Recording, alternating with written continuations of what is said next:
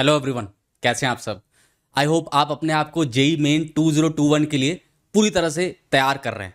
मैं आपके लिए लाया हूं 5 पॉइंट्स जिससे कि आप अपनी प्रेपरेशन को एकदम बूस्ट कर लेंगे, अपने स्कोर को एकदम ऊपर ले जा सकते हैं।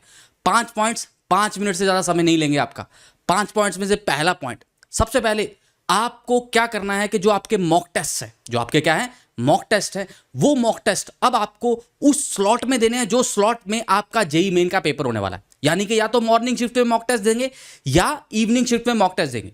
पहला पॉइंट, क्यों करना है ऐसा? क्योंकि मैं चाहता हूं कि उन शिफ्ट्स के समय, उस टाइम ड्यूरेशन के समय हम पूरे अटेंटिव हो। मैं नहीं चाहता कि आपका स्लॉट दोपहर का और दोपहर में आप स्लॉट के पहले अभी सो रहे हैं और स्लॉट वाले दिन भी आपको नींद आ रही हो, तो वो नहीं करना है। आपको क्या करना है, आप उन स्लॉट्स में पूरा अटेंटिवली मॉक टेस्ट देंगे, पूरा अटेंटिवली मॉक टेस्ट देंगे। अगर मॉक टेस्ट नहीं देना तो पॉइंट नंबर 2, आप सॉल्विंग कर सकते हैं उन स्लॉट्स में। सॉल्विंग किस चीज की करेंगे? पीवाईक्यूज को सॉल्व करेंगे। अभी क्या सॉल्व करना है? पीवाईक्यूज। नई किताब नहीं सॉल्व करनी है और इधर उधर के क्वेश्चन नहीं सॉल्व करने। जेई मेन के पीवाईक्यूज सॉल्व कर ले, जेई एडवांस के पीवाईक्यूज सॉल्व कर ले। ये हमारा दूसरा पॉइंट है। और करने कब है? करने तभी हैं कहां पे? उन्हीं 2 स्लॉट्स में, या तो मॉर्निंग के स्लॉट में या इवनिंग के स्लॉट में। ठीक है, उनमें मस्ट है। उसके अलावा भी कहीं करने तो कर सकते हैं। ठीक है, तो आपको सेकंड पॉइंट क्या बोला मैंने? आपको जो पीवाईक्यू सॉल्व करने हैं वो आपको उन्हीं स्लॉट्स में करने हैं, so that you are attentive in दो स्लॉट्स। तीसरा पॉइंट है हमारा टाइम मैनेजमेंट का, कि पेपर में टाइम कैसे मैनेज करना है वो आपको अभी डिसाइड करना है और मॉक टेस्ट के थ्रू उसको रीआइटरेट करके देखना है कि तुम्हारे लिए कौन सा कॉम्बिनेशन बेटर बैठ रहा है।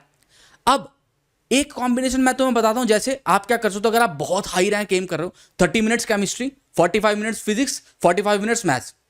फिजिक्स और मैथ्स को इंटरचेंज कर सकते हैं। उसके बाद 15 मिनट्स केमिस्ट्री। ठीक है, टोटल हो गया कितना? हमारा जो टाइम बचा 45 मिनट्स बचा। अब उस 45 मिनट्स में डायनेमिक कॉल लेंगे। ये सोचेंगे कि उन 45 मिनट में कौन सा पेपर इजी आया, फिजिक्स का आया कि मैथ्स का। केमिस्ट्री हो जाना चाहिए अगर आप हाई रैंक एम कर रहे हैं 45 मिनट्स में। अब आखिरी के बचे 45 मिनट्स को आपको फिजिक्स में और मैथ्स में डिस्ट्रीब्यूट करना है। देखो कैसे करते हो, वो आपको डिसाइड करना है उस समय पेपर में। ये एक स्ट्रेटजी हो सकती है।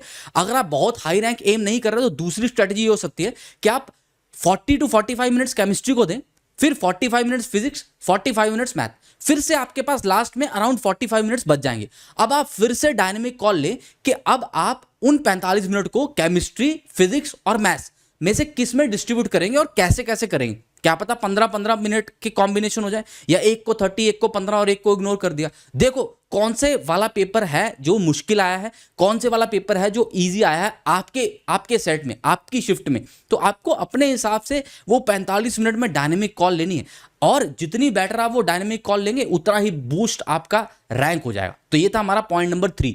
पॉइंट नंबर 4 में है कि आप रिवाइज क्या करिएगा। रिवीजन क्या करनी है आपको? अपने शॉर्ट नोट्स रिवाइज करने हैं। केमिस्ट्री के क्लास नोट्स को पढ़ना शुरू कर दे, पूरा रटना शुरू कर दे। ठीक है, केमिस्ट्री में सॉल्विंग को कम कर दें और थ्योरी को बढ़ा दें। फिजिक्स और मैथ्स में सॉल्विंग और थ्योरी का बैलेंस रखें। शॉर्ट नोट से रिवाइज करें, क्लास नोट से रिवाइज करें, क्लास प्रॉब्लम्स को रिवाइज कर लें। That is going to help you during the exam.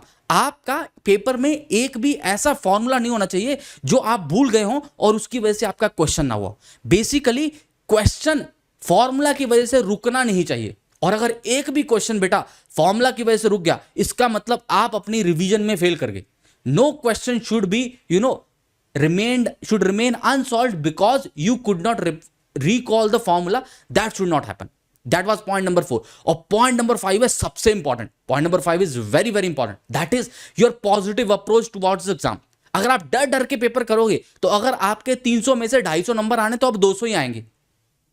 अगर आप डर डर के पेपर करोगे तो अगर 300 में से आप 250 की कैपेबिलिटी रखते हो तो आपके 200 ही आएंगे। और अगर आप एक पॉजिटिव अप्रोच से, एक अटैकिंग मोड में, एक खुशी के साथ, एक स्माइलिंग फेस के साथ, एक पॉजिटिव एनर्जी के साथ, पॉजिटिव वाइब के साथ अगले 12, 15, 20 दिन पढ़ाई करते हो, पढ़ते हो, पेपर दे के आते हो, पॉजिटिव रहते हो और अच्छे से पॉजिटिव थॉट एक्चुअल में सोचते हो, बिलीव करते हो उसमें। ठीक है, अगर वैसा करोगे तो अगर आपका स्कोर 150 भी आना होगा ना तो हो सकता है आप 200 टच कर जाओ।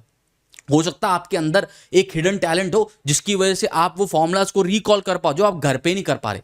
तो you will be able to crack the exam if you will follow these 5 points. मैं दोबारा से बोल दूं, पहला हमारा मॉक टेस्ट का टाइम जो है, जो शिफ्ट है, वो आपको उसी समय में रखनी है। दूसरा, आपको प्रैक्टिस करनी है पीवाईक्यू से उन्हीं स्लॉट्स में, ठीक है, मॉर्निंग और आफ्टरनून शिफ्ट दोनों में करनी है। तीसरा, आपको बेसिकली जो हमारे रिवीजन है वो नोट से करनी है। आपको चौथा पॉइंट है हमारा कि आपको टाइम मैनेजमेंट जो है वो पहले से डिसाइड कर लेना। और पांचवा पॉइंट कि अपने माइंड को पॉजिटिव रखना है। अगर आप अपने आप को इन सब पॉइंट से जोड़ लेंगे और इनको अपनी प्रिपरेशन में आज से ही इंक्लूड कर लेंगे तो डेफिनेटली आप अपने स्कोर को बहुत अच्छे लेवल पे ले जाएंगे। वीडियो अच्छा लगा हो तो लाइक करेगा, मेरे को सपोर्ट करेगा। बहुत जल्द और वीडियोस के साथ आपको मिलेंगे इसी चैनल पे। Thank you, bye bye and all the very best.